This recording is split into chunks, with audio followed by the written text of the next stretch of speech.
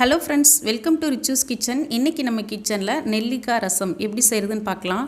கூடவே இதனோட பெனிஃபிட்ஸ் என்னென்ன அப்படின்னு சொல்லிட்டு பார்க்கலாம்.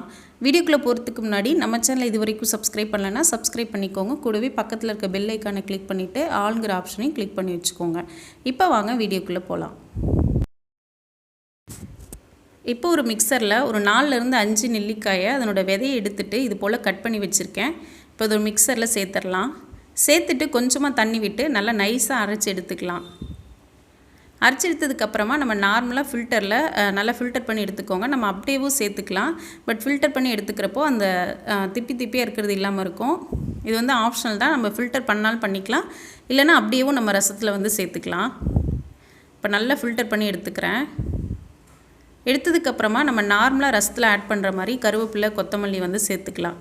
சேர்த்துட்டு கூடவே ஒரு தக்காளி சேர்த்துட்டு நல்லா கையால் மசிச்சு விட்டுக்கோங்க. அப்போ தான் அந்த தக்காளி, கருவேப்பிலை, கொத்தமல்லியோட ஃப்ளேவர் நல்லா இறங்கும்.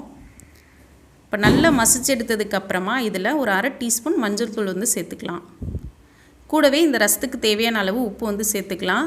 நான் 4லேருந்து 5 நெல்லிக்காய்க்கு 1 லிட்டர் அளவுக்கு தண்ணி சேர்த்துருக்கேன். இது புளிப்பு கொஞ்சம் தூக்கலாக இருக்கும். உங்களுக்கு புளிப்பு கம்மியாக வேணும் அப்படின்னா கூட கொஞ்சம் தண்ணி ஆட் பண்ணிக்கலாம். இப்போ ஒரு ஆட்டுக்கல்ல 1 ஸ்பூன் அளவுக்கு மிளகு, 1 ஸ்பூன் ஜீரகம் சேர்த்து நல்லா பவுடராக இடித்து எடுத்துக்கலாம். இது கூடவே ஒரு 7லேருந்து 10 பல் பூண்டு சேர்த்து அதையும் நல்லா இடித்து எடுத்துக்கோங்க.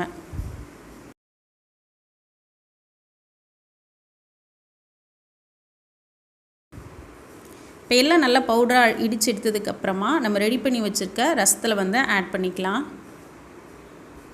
இந்த ஸ்டேஜில் உப்பு, புளிப்பெல்லாம் கரெக்டாக இருக்கான்னு நீங்கள் செக் பண்ணிக்கோங்க. உங்களோட புளிப்புக்கு ஏற்ற மாதிரி நீங்கள் தண்ணி ஆட் பண்ணிக்கலாம்.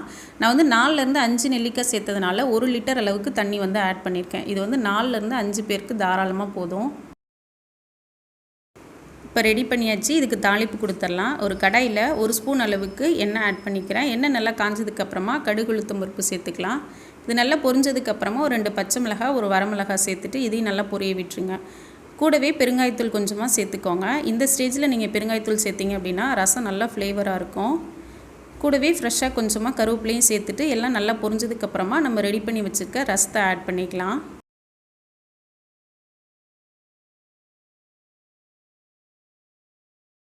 இந்த ரசத்தை நம்ம நல்லா கொதிக்க விடக்கூடாது. லைட்டாக நுரக்கட்டினதுக்கப்புறம் நம்ம ஸ்டவ் ஆஃப் பண்ணிடணும். இப்போ இது லைட்டாக நுரக்கட்டட்டும். இந்த ஸ்டேஜில் நம்ம நார்மலாக ரசத்துக்கு யூஸ் பண்ணுற மாதிரி சாம்பாருக்கு வேக வச்ச பருப்பு தண்ணி எடுத்து வச்சுருக்கேன். நீங்கள் இதுக்கு பதிலாக பாசிப்பருப்பு வேக வச்சு கூட நீங்கள் ஆட் பண்ணிக்கலாம். இப்போ இது லைட்டாக நுரக்கட்டி நம்ம ஸ்டவ் ஆஃப் பண்ணுற ஸ்டேஜில் நம்ம இந்த எடுத்து வச்சுருக்க பருப்பு தண்ணியை ஆட் பண்ணிக்கலாம். அவ்வளோதான், நெல்லிக்காய் ரசம் ரொம்ப சிம்பிளாக அதே சமயம் ரொம்ப டேஸ்டியாக ரெடி ஆகிடுச்சு. இப்போ இதனோட பெனிஃபிட்ஸ் என்னென்ன அப்படின்னு சொல்லிட்டு பார்க்கலாம். நெல்லிக்காயை அப்படியே எடுத்துக்கிறப்போ ஒரு சில பேருக்கு ரொம்ப கோல்டாக ஆரம்பிச்சிடும். ஸோ இந்த மாதிரி வச்சு சாப்பிட்றப்போ அந்த ப்ராப்ளம்லாம் இல்லாமல் இருக்கும்.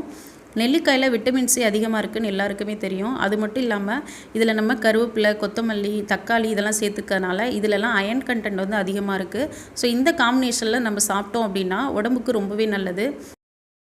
ஏன்னா நம்ம உடம்புல அயன் அப்சர்ப்ஷன் ஈஸியாக நடக்கும். அது மட்டும் இல்லாமல் நெல்லிக்காயை இது போல் கண்டினியூஸாக நம்ம டெய்லி எடுத்துக்கிறப்போ நம்மளோட நோய் எதிர்ப்பு சக்தி அதிகமாகும். முக்கியமாக குழந்தைங்கள்லேருந்து பெரியவங்க வரைக்கும் இந்த ரசத்தை கண்டினியூஸாக எடுத்துக்கல கான்ஸ்டிபேஷன் ப்ராப்ளம் இல்லாமல் இருக்கும். அது மட்டும் இல்லாமல் குழந்தைங்களுக்கு முக்கியமாக இதை வச்சு கொடுக்குறப்போ கண் பார்வை அதிகரிக்கும்.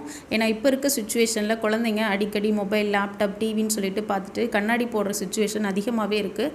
ஸோ இந்த மாதிரி நம்ம டெய்லியும் கொடுக்குறப்போ இந்த மாதிரி பிரச்சனையெல்லாம் நம்ம ஈஸியாக அவாய்ட் பண்ணிடலாம். அது மட்டும் இல்லாமல் குழந்தைங்களுக்கு சளி, இருமல், காய்ச்சல் இந்த பிரச்சனைலாம் இல்லாமல் இருக்கும். இந்த ரசத்தை நம்ம எடுத்துக்கிறப்போ உங்களுக்கு டே ஃபுல்லாக நல்ல ரெஃப்ரெஷிங்காக இருக்கும். நம்ம நெல்லிக்காயை கண்டினியூஸாக எடுத்துக்கிறப்போ நம்மளுக்கு ஹேர் ஃபால் கம்மியாகி ஹேர் க்ரோத்தும் அதிகமாகும். முக்கியமாக நம்மளோட ஸ்கின் டோனை நல்லா இன்க்ரீஸ் பண்ணும். ஆல்ரெடி நெல்லிக்காய் ஜூஸ் எப்படி போடுறதுன்னு வீடியோ அப்லோட் பண்ணியிருக்கேன். வேணுங்கிறவங்களுக்கு கீழே டிஸ்கிரிப்ஷனில் லிங்க் கொடுக்குறேன், செக் பண்ணிக்கோங்க. இந்த வீடியோ உங்களுக்கு யூஸ்ஃபுல்லாக இருக்கும்னு நினைக்கிறேன். யூஸ்ஃபுல்லாக இருந்துச்சுன்னா சேனலை மறக்காமல் சப்ஸ்கிரைப் பண்ணுங்கள், லைக் பண்ணி ஷேர் பண்ணுங்கள். தேங்க்ஸ் ஃபார் வாட்சிங். தேங்க்யூ.